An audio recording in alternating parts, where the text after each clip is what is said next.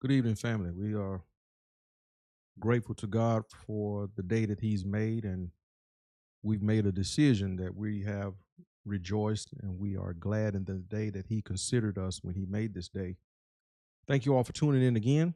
I tell you, it's Wednesday already.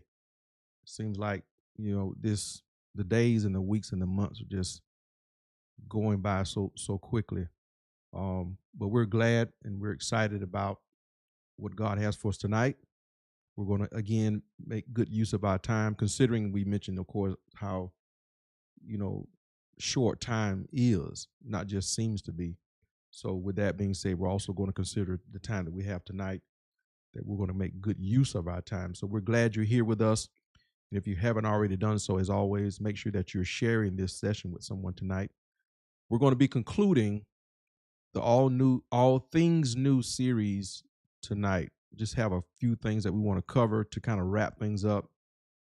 Going to tie some things in tonight with what we discussed on this past Sunday during our Black History Month service celebration. So, and let me just say this also: what a wonderful time we had on Sunday. Our young people uh, and adults alike, from the choir to the youth department, youth coordinator, all the youth and young adults did an outstanding job, and we are very hopeful and optimistic about the future of the church, and not only the future of the church, but the future of our community.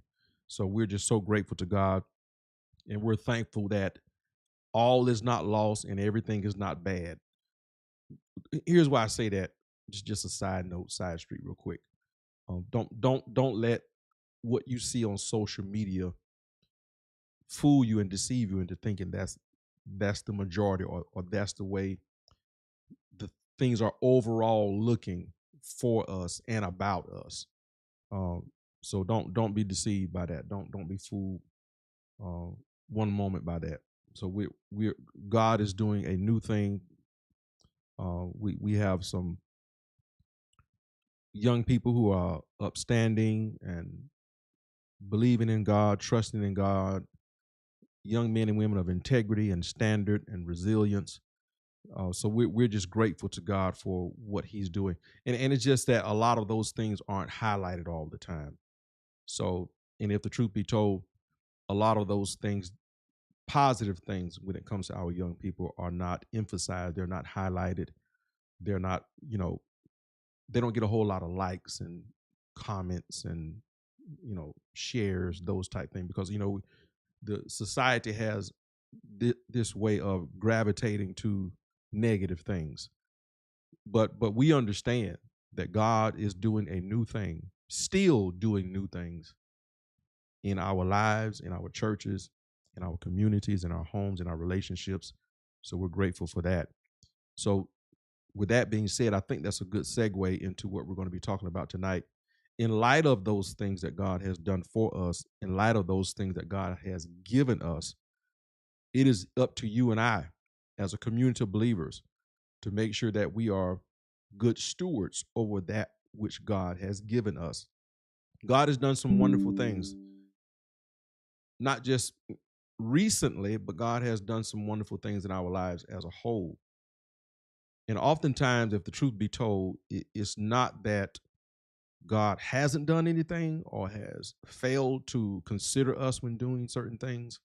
It's just that when He does a new thing, or He blesses us with something, or entrusts us with certain responsibilities and opportunities, we fail to manage it properly. So that's the vein that we're going to be in tonight, sort of wrapping it up, putting a bow on it, and concluding this series tonight. All things new, we're talking about stewarding over the new things that God does for us. So again, thank you all for tuning in. We appreciate you all. I'm going to mention, I referenced a few things during our Black History Month service. I have a book that I wanted to recommend to you all. I mentioned it in passing. Got home, was looking for the book, hardcover, hardback book, and I could not find it. And unfortunately, I'll tell my wife, I hope that's not the case, but I think I packed up a lot of books and I took them to the Goodwill and gave them, donated them, and I think my book was in that. So I may have to go down to the Goodwill and get my book back. But nonetheless, I'll mention that in just a moment.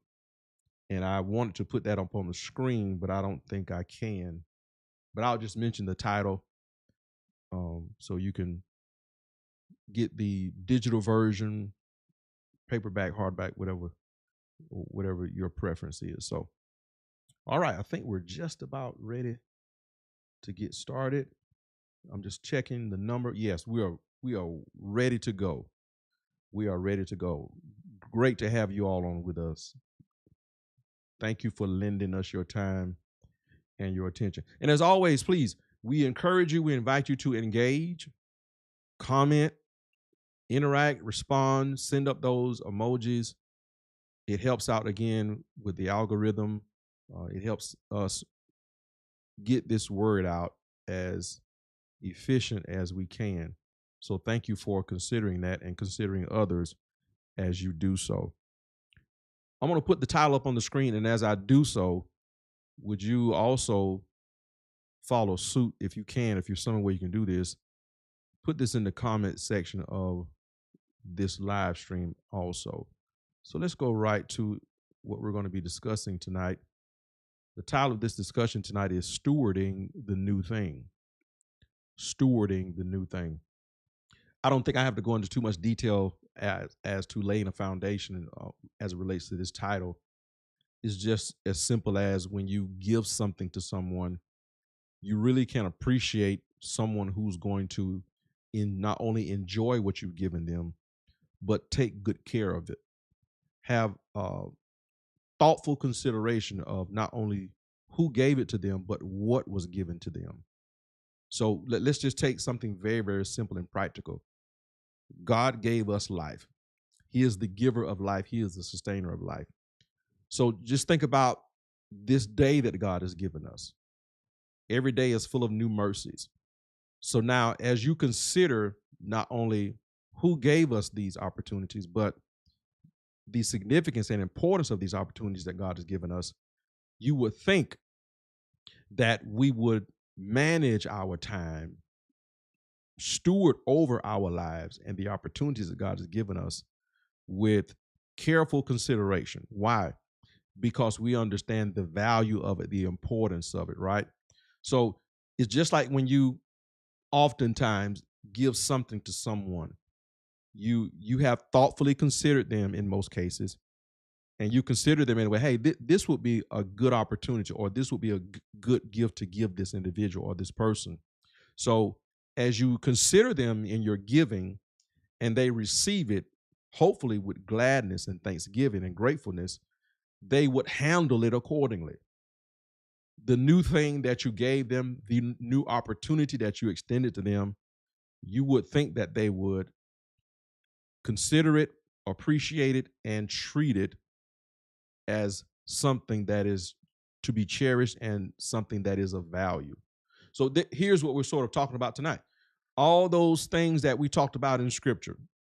God said, behold, I will do a new thing. Isaiah chapter 43, verses 18 and 19. Behold, I will do a new thing. Do you not know it? I will make a way in the wilderness. I will make a river in the middle of the desert. God says, watch this, I will provide, and all you have to do is, as we stated, show consideration and appreciation for the way that I've made, the opportunities that I've given, the relationships that I've restored, just things that we've been talking about. And now that God has made ways and opened doors and provided certain provisions for us on our behalf, now it is up to you and I to manage, to supervise, and to maintain those things that God has given us. So real quick in the comment section, put in the comment section, stewarding the new thing, the new thing. I'm going to ask a question real quick also. How many of you have experienced it lately, in particular during this series that we've been on for the past few weeks? How many of you that can say that God has done, has given, have presented new opportunities, new things in my life? That could be a new mindset, new attitude, new perspectives, new relationships, new jobs, new a new consideration of for your walk with the Lord. It could be any of those things. Now you have to prioritize what God has done, what God has given you. And it is up to you and I to manage what God has given us. Let's go all the way back to the Garden of Eden. God took Adam, he took man, and placed him in an area where he had already provided certain provisions and opportunities for him. And all he told Adam to do was what? Tend to the garden. Sort of sounds like last Wednesday, doesn't it? Tend to your garden. God put him in a place where he was surrounded by opportunities. He was surrounded by provisions. And now he told Adam to manage, maintain, supervise what I have given you.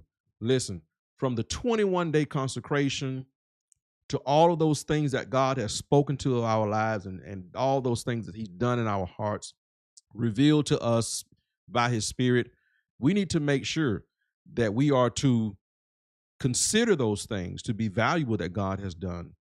One scripture talks about how we are to guard our hearts, that we should work out our own soul salvation with fear and trembling, that we should walk circumspectively.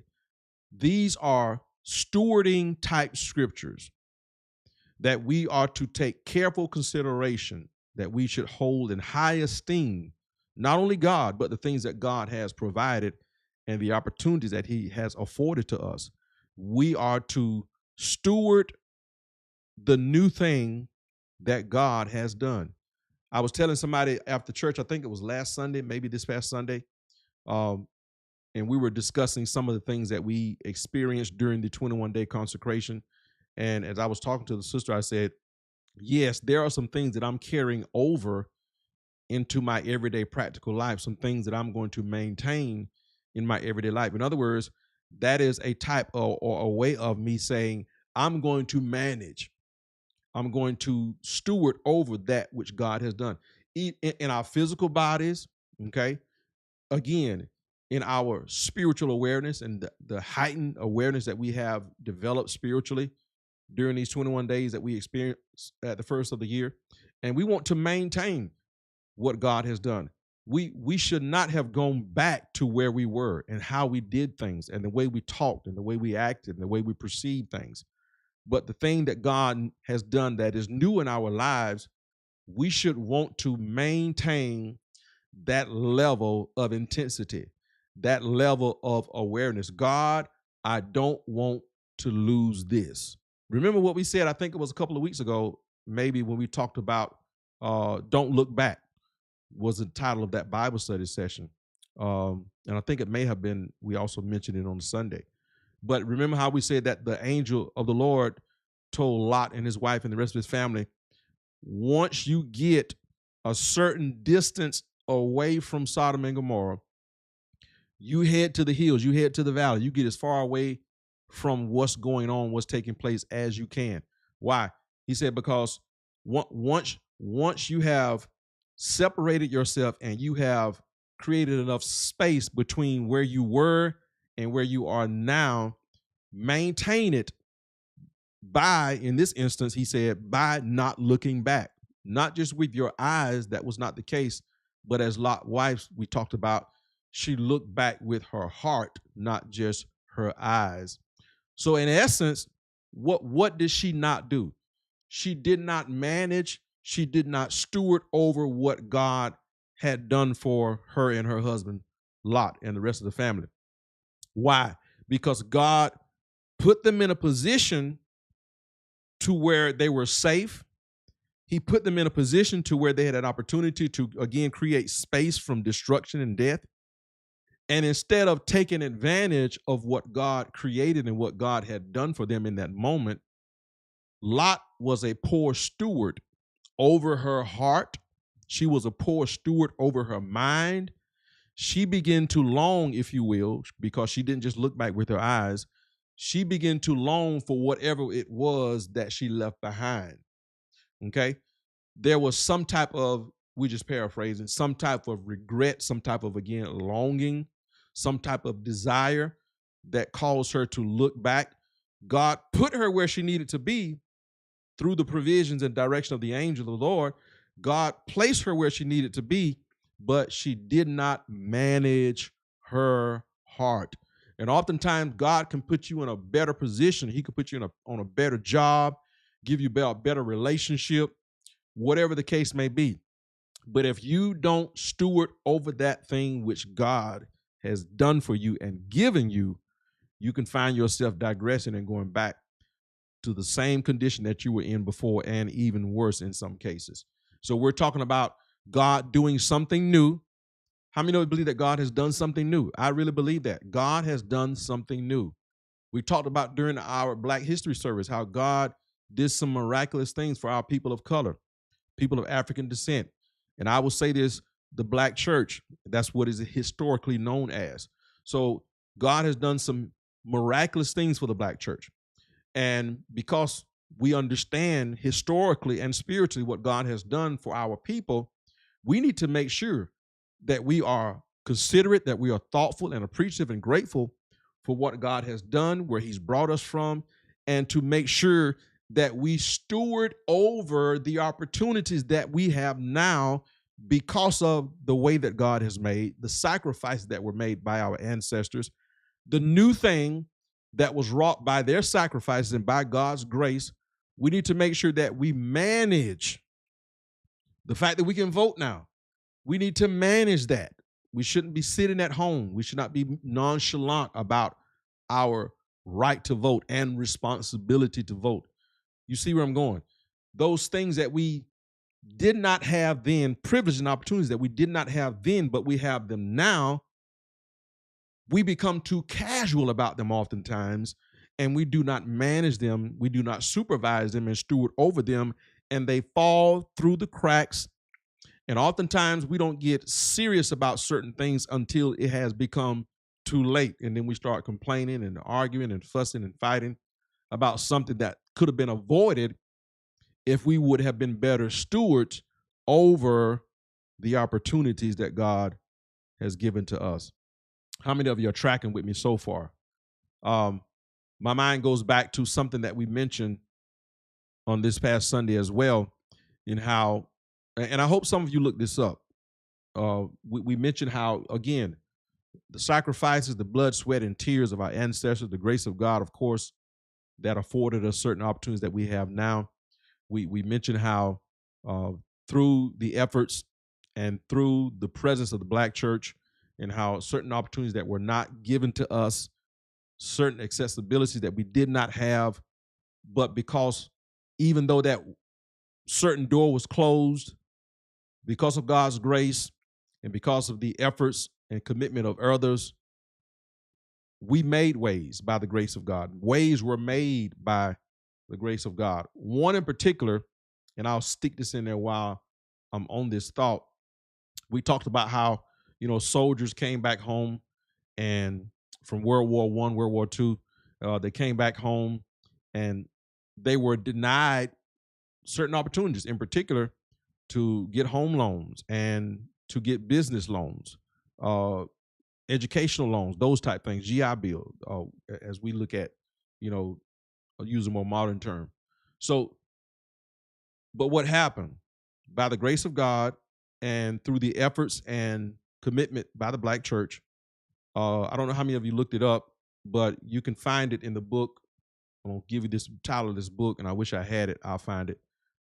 African American Christian Heritage. And this is co-authored by Dr. McMickle. I have another one of his books as well, The Making of a Preacher. But I enjoy some of his books. African American Christian Heritage. And this is where you're going to find several accounts, several instances of how the Black church intervened for its community. So again, when people talk about, how they want to try to allude to and say that, people of color, people of African descent, the Black church is irrelevant and so on and so forth. Now, I will say this, I will put this caveat in there. Yes, in a lot of ways, we have become derelict in our duties, and but I believe God is doing a new thing. We're getting back to where we need to be, and the purpose and the intent of the church.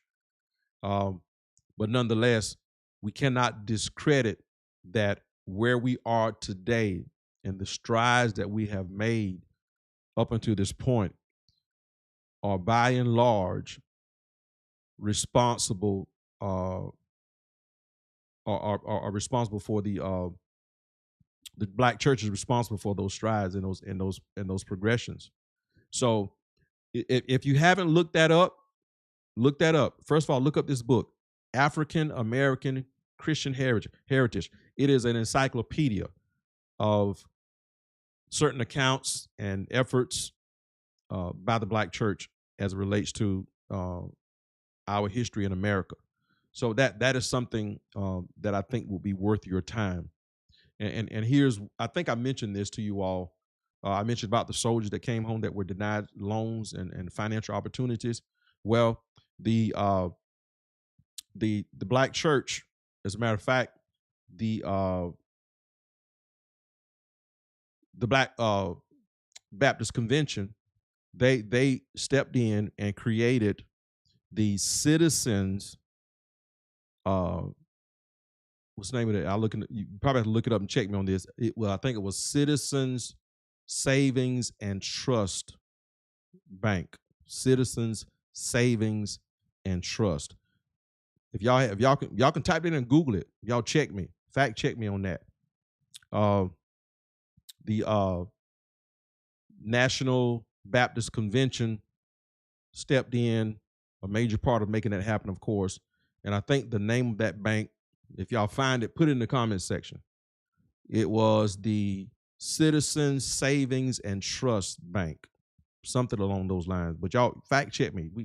We got the opportunity, we got the luxury of having Google. You can type that in, and once you find it, put it in the comments section. But the title of that book, where you can find examples like that, facts like that, and many, many, many more, African American Christian Heritage by Dr. McMickle. Now, and what he simply did is he just went around. There were other contributors, co-authors, if you will, and he just gathered a lot of information about the efforts and the commitment of the black church. I'm kind of looking over here to see if somebody can help me make sure I did give you the right title of that bank that gave the opportunities for our black soldiers, our soldiers of African descent. They gave them financial opportunities through bank loans and those type things. If I'm not mistaken, Citizens Savings and Trust Bank, something along those lines. Maybe I'll put it up in a second. But watch this. Now, I said all of that, and if you choose to get that book, look at all the opportunities, look at all of the investments, and look at all the major influence and how the black church made a huge difference in our communities. Take a look at it. Now, having said all of that, we should be managing and stewarding and maintaining. Okay, I think somebody found it. Citizens Trust Bank, Citizens Savings and Trust Bank. I'm glad. Thank y'all for looking that up. So yeah, read that, check that out, because I'm telling y'all, you would, looking at the black church now, or the Church of African Descent now, Church of Color, whatever term you want to use.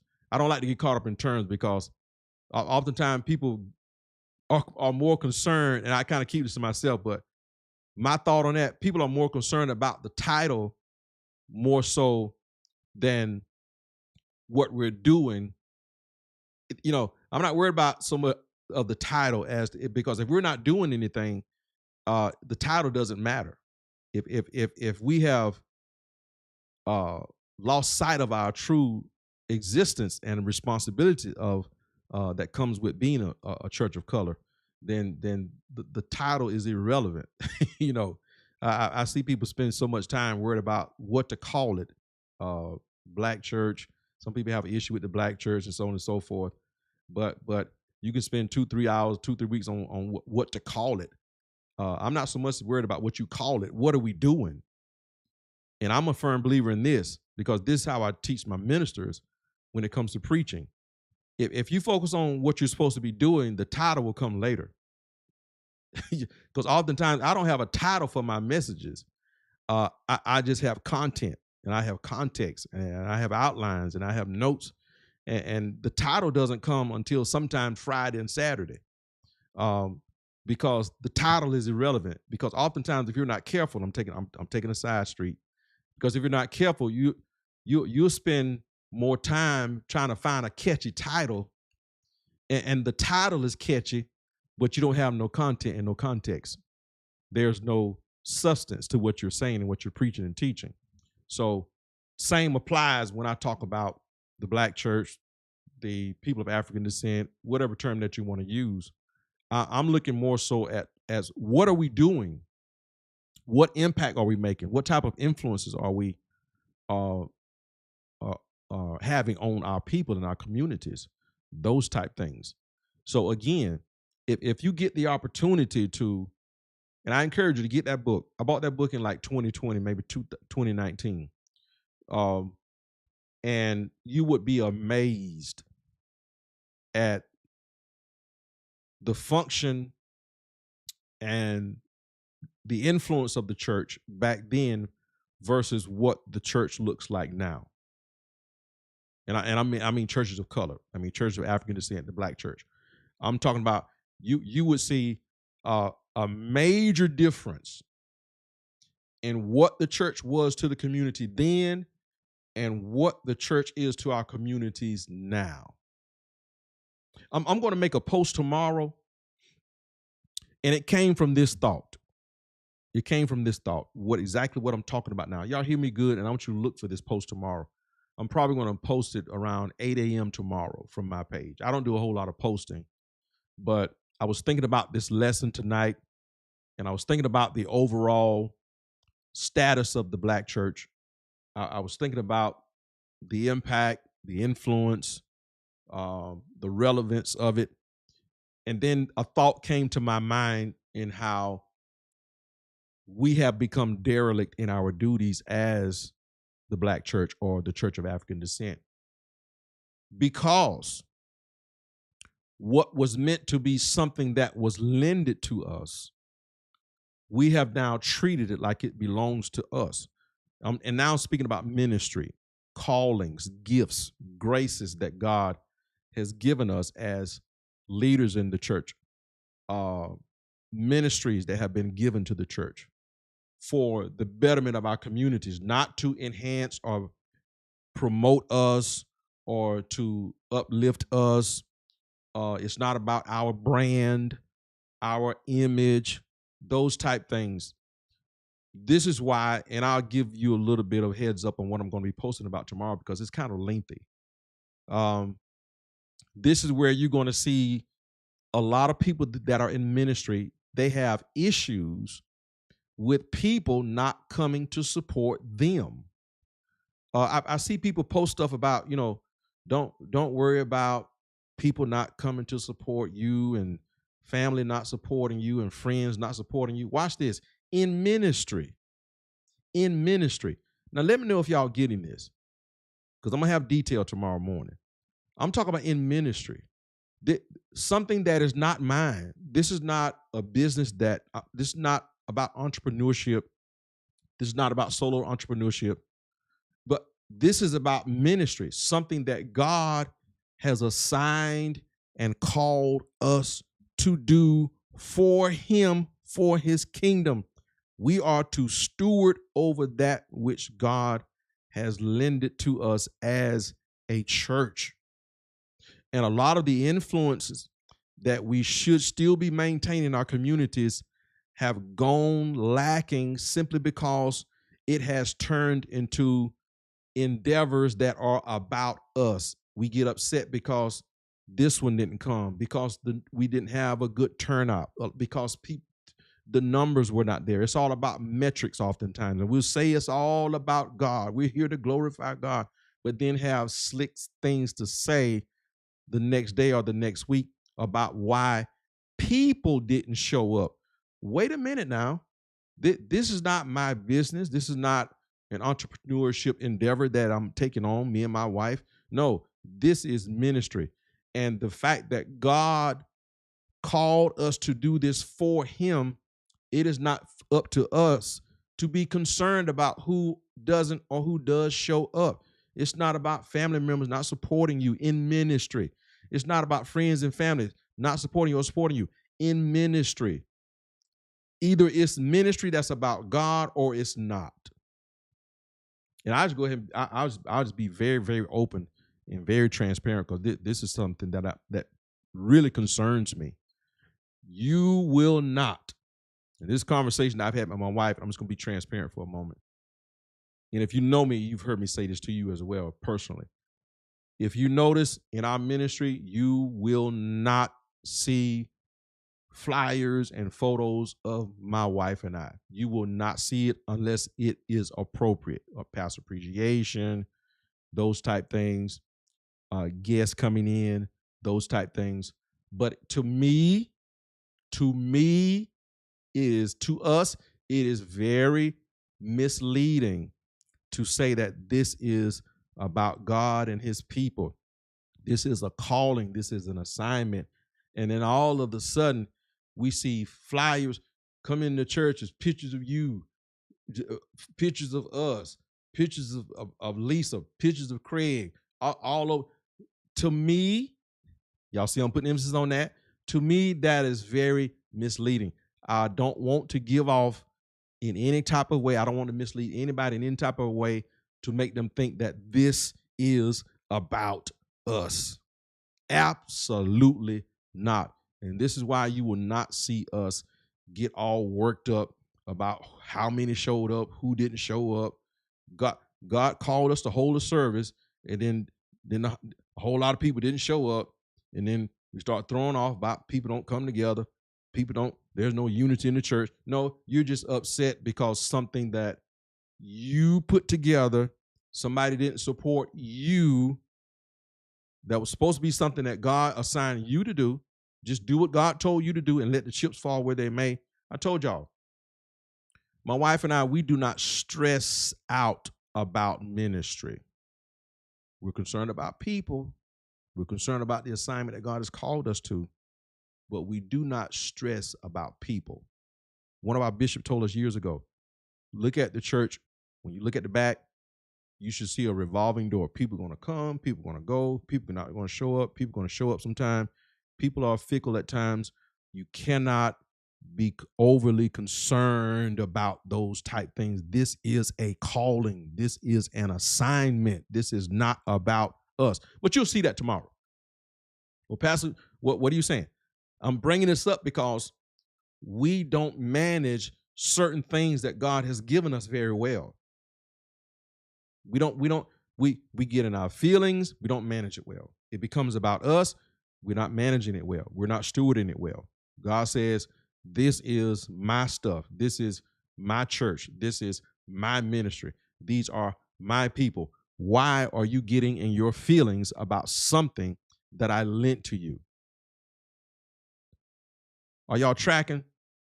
Send me the appropriate response, because I want to see that you're getting this. I want to see that you're getting this. Stewarding the new thing that God gives us, the thing that God places in our care.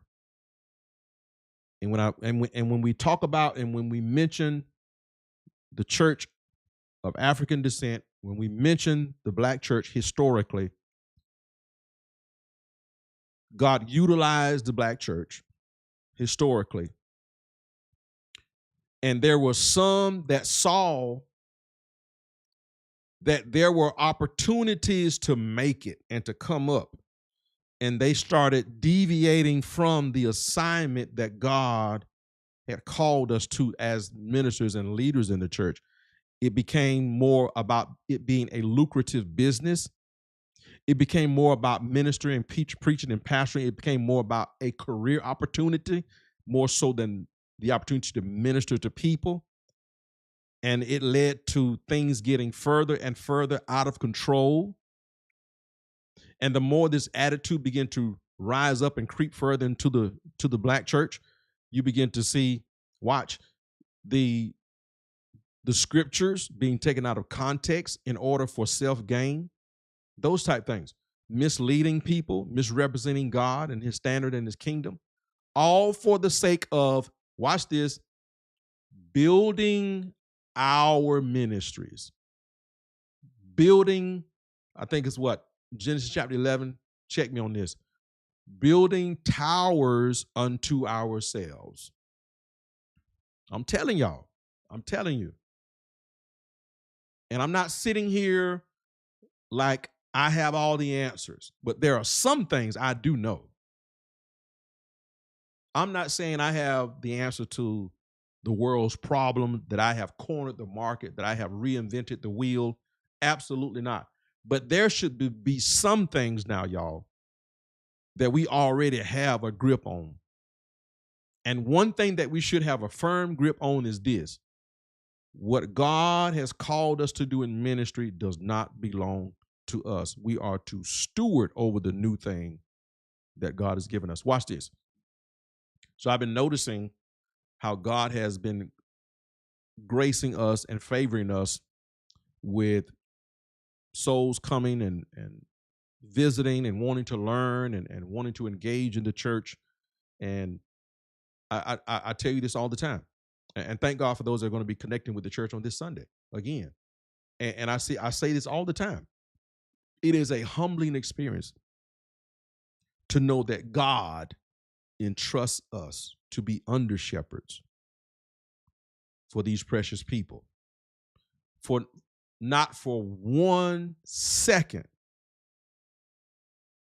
will my wife and I, or leadership in that church for that matter, will not for 1 second will we allow pride and arrogance and selfishness to creep in and to somehow start thinking that it's all about us. Absolutely not. Absolutely not. Again, we've got to know how to steward over the new thing that God gives us, that God does for us. Now, I'm using church as an example because I was just giving you a prelude for what I'm going to be sharing tomorrow morning on my page. And I want y'all to read it. I want y'all to check it out. It's not extremely long, but it's something I believe that'll be worth your time. Now, again, it's going to relate to ministry, but I believe it's going to be relevant when it comes to every aspect of our lives as believers when we talk about God giving us and doing new things in our lives. Because a couple of more things I'm going to mention real quick. God initiates, think about it. God initiates, he does the new thing, and then we steward. God initiates, and you can put it this way, and then we manage. You can put that in the comment section as well. God initiates, God gives, God creates, and then we manage. Because, oftentimes, people pray for a new thing, but then we're not prepared to manage the new thing that God gives us. That, remember what we talked about, how God did not give Adam a wife just because he was lonely. Y'all remember that? But God gave Adam Eve, he gave him a wife because he was ready. Ready for what? Ready to manage. He was ready to steward over having someone else in his life. That's another example. So this is why I wanted to sort of conclude this series with this discussion tonight, that no matter what God has done, when it comes to ministry, as I just mentioned and spent a little time on, when it comes to relationship, as we talked about 2 weeks ago, when it talks about our spiritual awareness, when it talks about our thinking, our how we perceive things, coming from the 21-day consecration, God is doing new things, and we've got to make sure that we don't create unnecessary problems with the new thing that God has done for us. Again, you'll see it in the post tomorrow. It's not that the ministry, you won't see this in there, but I'm gonna just kind of add this in there. It's not that, again, talking about ministry, it's not that the ministry is not doing well. It's that the ministry, by our standards, hear me good on this one, we look at ministry not according to what God has called us to do, not according to what God has entrusted into our hands, but we look at other people. We don't tend to our garden. Last week, we start looking across the fence at other people's gardens, and we look around and we don't manage where we are well because we're too distracted by somebody else's garden. And it's not that the ministry is not doing well. It's not that you know that we're missing out on something. It's just that by what we see and by our standards, it's not good enough. Why? Because the standard has been set not by God, but we have gauged our success in ministry by how well somebody else is doing or how somebody else does it. This good stuff. You can't gauge your success. You can't gauge how well or how well you're doing or not, or how well you're not doing. You can't gauge it by looking at someone else. I said this years ago as a young pastor. You can't get your vision from looking at other people. You can appreciate from other people. You can glean from other people, but you're not supposed to get your vision from other people. You're not supposed to get your vision from TV. You're not supposed to get your vision from ministry on social media. You can be inspired. You can glean, but you're not supposed to get your vision. Your vision comes from God. Now, how to put legs on that and how to build an infrastructure to make that vision happen that came from God, you can learn from other people. You can glean from certain spaces. Y'all help me find out who made this quote. There was a preacher that made this. He quoted this. He said, I'm gonna try to say it slow so y'all can look it up. He said it's okay. He was talking about preachers. He said it's okay to glean from another man's field. Just make sure you make your own bread.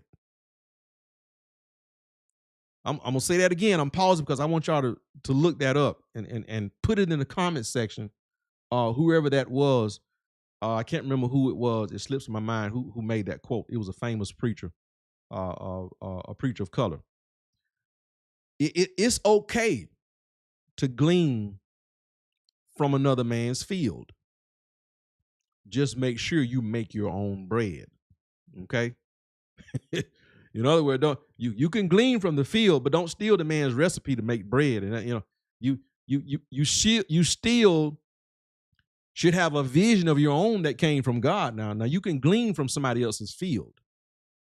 I talk about T.D. Jakes all the time, Miles Monroe and different ones back in the day that I gleaned from and learned some things from. But my vision never came from them. Learn different strategies, different approaches on certain things, help my perspective on how to deal with certain things in ministry and leadership. But my vision, our vision for where God has called us and who God has called us to never changed, and it never came from anybody but God. And I just believe with all my heart it was because of that, maintaining that and remaining that consistency is what allowed to this day people to be blessed and to grow and to be discipled for the glory of God. So again, it is up to us to make sure that we are managing those things that God has given us. Now I'm gonna give you 4 things and I'm gonna get out of here. I'm seeing somebody. I hope y'all looking up that quote. Number 1. Now we were talking about stewarding over the new thing. I want you to write these 4 things down because I got about 9 minutes left. I want to get out of here by 8. Number 1, you got to steward with patience. Okay?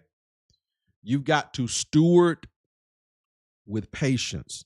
When you're talking about stewardship, you've got to have patience when you're talking about stewarding over the new thing that God has given us. Okay? Thank you, Sister Hall. Dr. Caesar A.W. Clark. I tell you, Sister Hall be on it. That's who gave that quote. You can glean from another man's field. Just make sure that you make your own bread. Okay, I like that. Thank you, Sister Paula. We appreciate y'all for your diligence on that. Y'all, and he has some other very good quotes as well.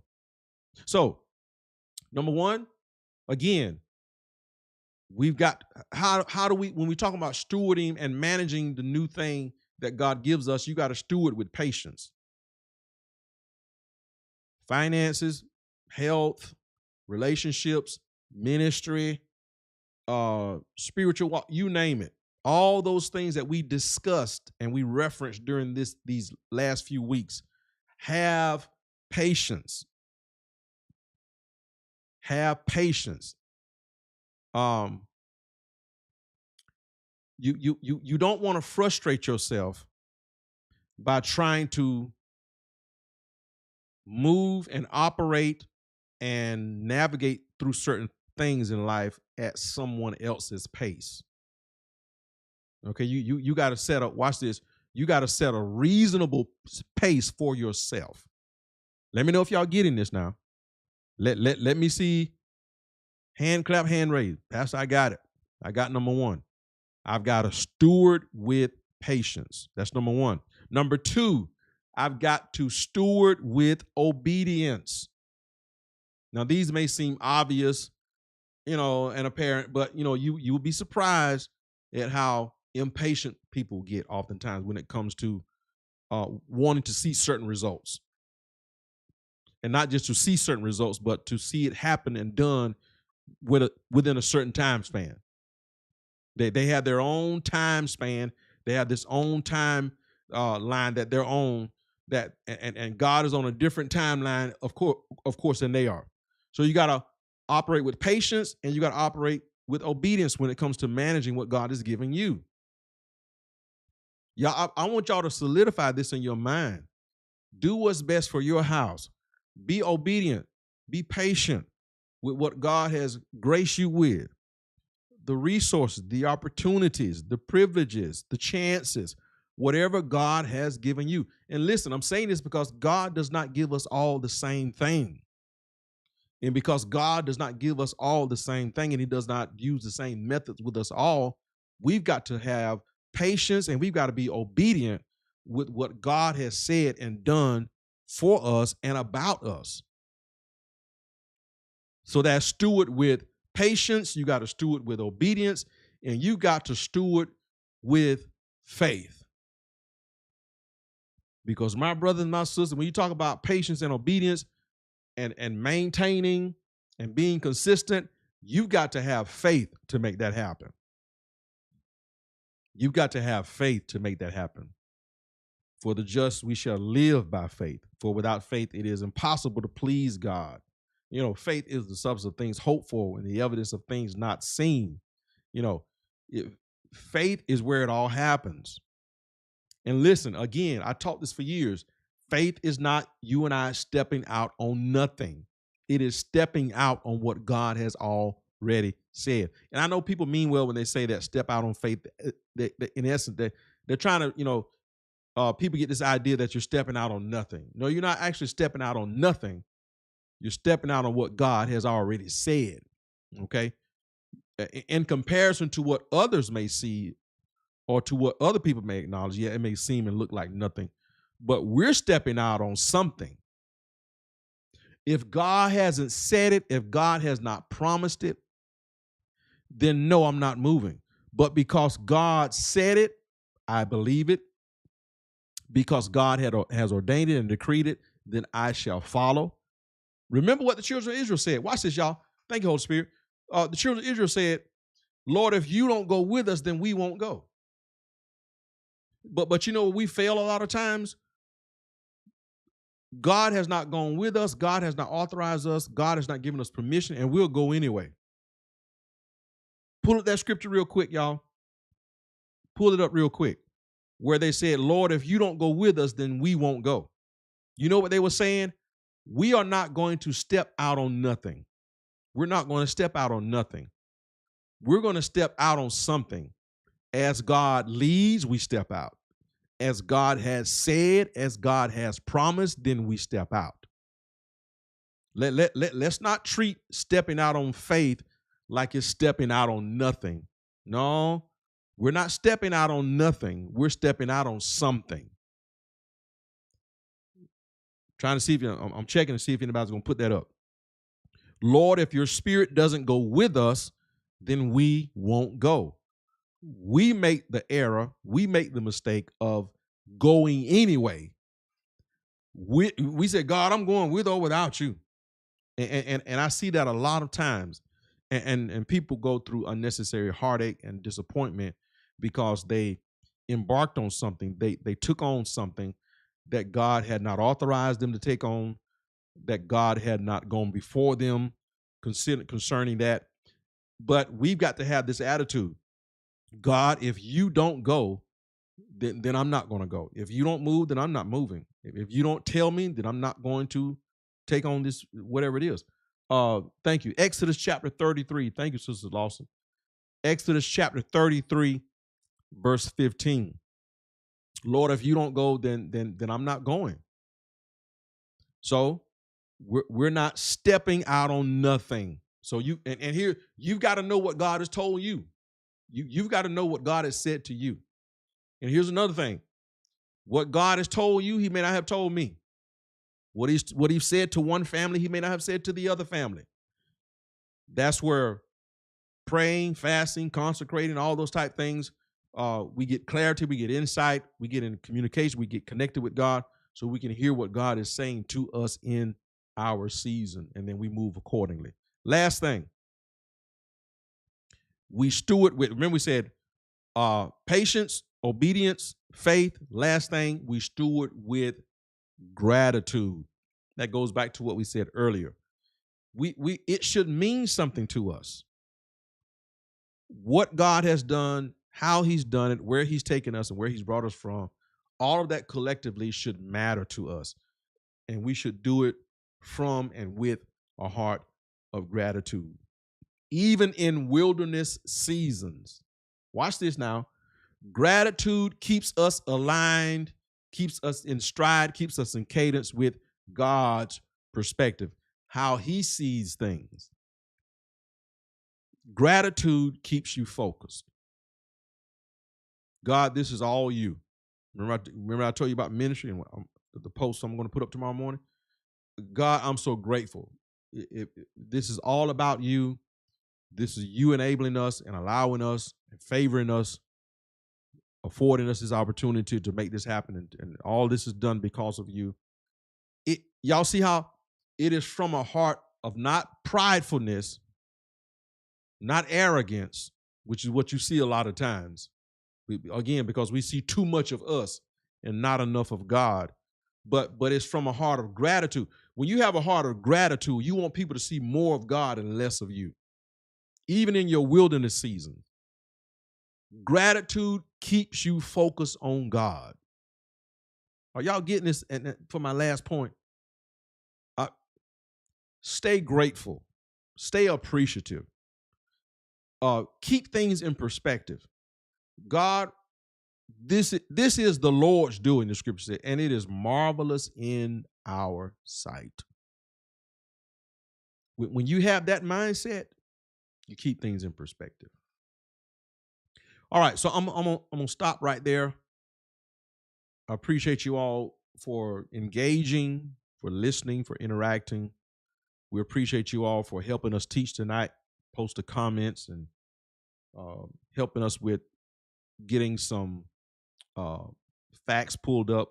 I believe in fact checking. When I say certain things, check it out.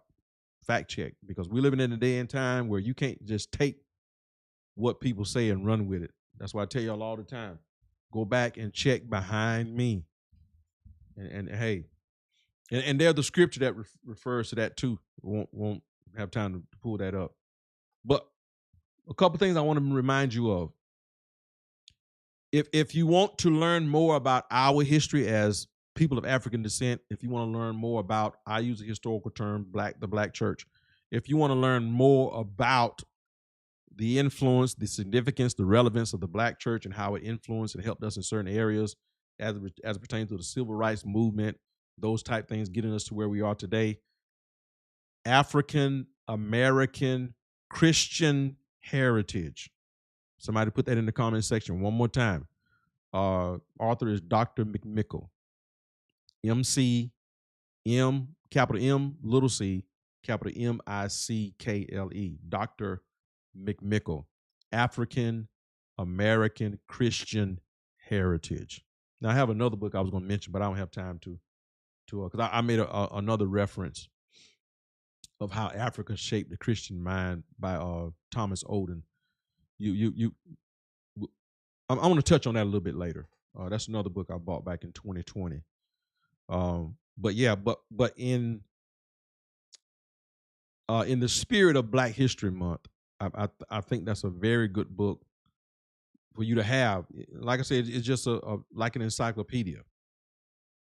And if you want to look at the impact and again the influence of the Black church historically, that's a very good book to have if you just like that type of thing. And I think every believer, especially of African descent, should have that, because when you, for me, when I got it about 6 years ago, I said, Lord, I said, wow, I want the Church of African Descent. I want the Black church to